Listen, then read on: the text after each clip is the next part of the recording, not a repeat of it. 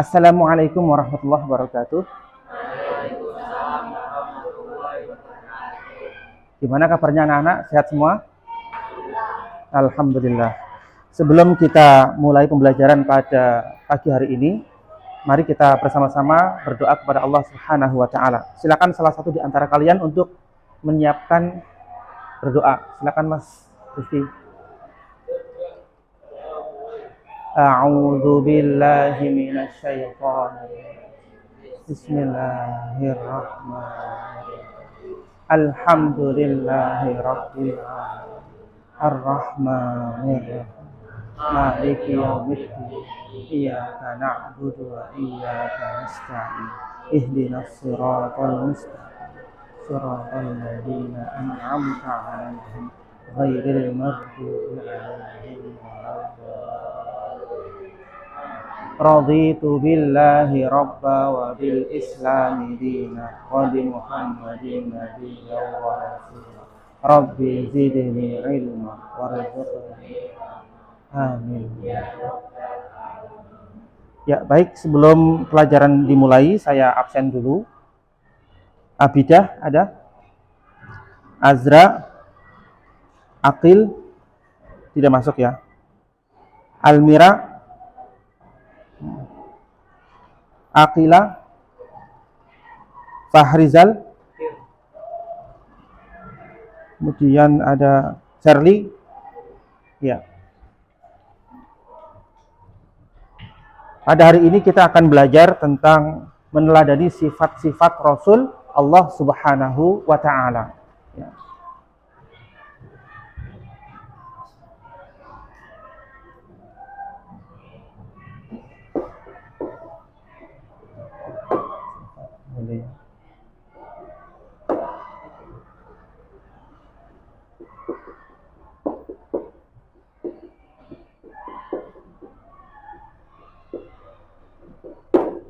Ya, silakan dibuka halaman 135. Ya. Jadi Allah Subhanahu wa taala itu mengutus nabi dan rasul ya, untuk menyampaikan wahyu Allah Subhanahu wa taala. Coba siapa di antara kalian yang tahu apa bedanya nabi dan rasul? Ya, silakan tunjuk jari. Kalau nabi diberi wahyu oleh Allah untuk dirinya sendiri. Kalau Rasul diberi wahyu oleh Allah untuk disampaikan kepada umatnya. Itu bedanya Nabi dan Rasul. Kemudian selanjutnya Nabi dan Rasul itu punya sifat wajib dan sifat mustahil. Ya. Yang pertama sifat wajib dulu. Sifat wajib bagi Nabi dan Rasul ada berapa? Ada 4. Yang pertama adalah sidik, amanah, tabligh, fatonah. Ya. Sidik artinya berkata benar. Jadi seorang nabi, seorang rasul itu di dalam perkataannya mesti benar. Ya. Tidak pernah berbohong. Kemudian yang kedua amanah, dapat dipercaya. Kita semua tahu bahwa Nabi Muhammad SAW sejak kecil itu sudah terkenal dengan Al-Amin. Artinya orang yang dapat dipercaya. Bahkan yang menjuluki Al-Amin itu bukan hanya orang Islam, tapi seluruh orang Quraisy di Arab Saudi itu menjuluki Nabi Muhammad Al-Amin, dapat dipercaya. Sidik, amanah. Kemudian yang ketiga adalah tabligh. Tabligh artinya menyampaikan. Jadi seorang nabi dan rasul itu pintar menyampaikan, pintar berdakwah ya. Jadi rasul tugasnya menyampaikan wahyu dari Allah Subhanahu wa taala, otomatis seorang rasul itu pintar di dalam menyampaikan wahyu dari Allah dan menjelaskan kepada umatnya di dalam berdakwah. Kemudian yang keempat adalah fatonah. Nabi dan Rasul semuanya, ya dari Nabi Adam sampai Nabi Muhammad itu memiliki kecerdasan yang sangat luar biasa di atas rata-rata manusia biasa. Nah, ini adalah sifat wajib bagi Nabi dan Rasul. Kemudian sifat mustahilnya ada berapa? 4 juga ya. Yang pertama adalah kadzib, artinya dusta. Jadi seorang nabi dan rasul itu tidak mungkin berdusta, tidak mungkin berbohong. Ya, mustahil bagi nabi dan rasul. Kemudian yang kedua, khianat. Seorang nabi dan rasul tidak mungkin berkhianat kepada umatnya.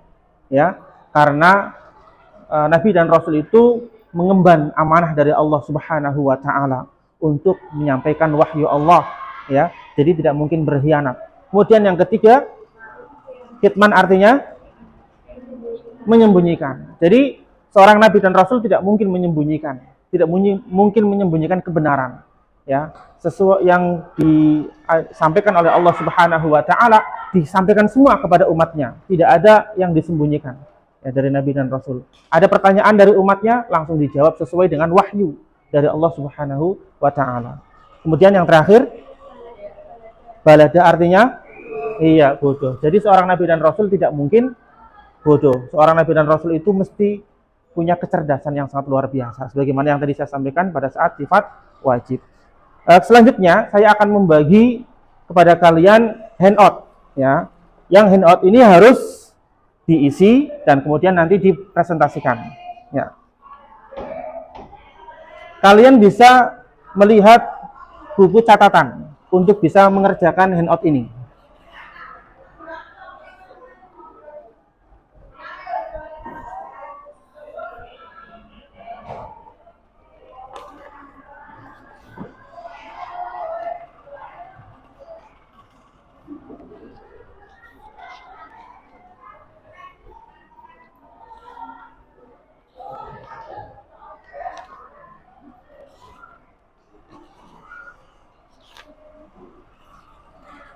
Ya, silakan saya kasih waktu 15 menit untuk mengerjakannya.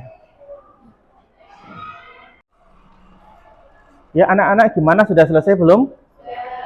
Ya, alhamdulillah sudah selesai. Silakan salah satu di antara kalian untuk membacakan hasil pekerjaan kalian. Silakan Shirley.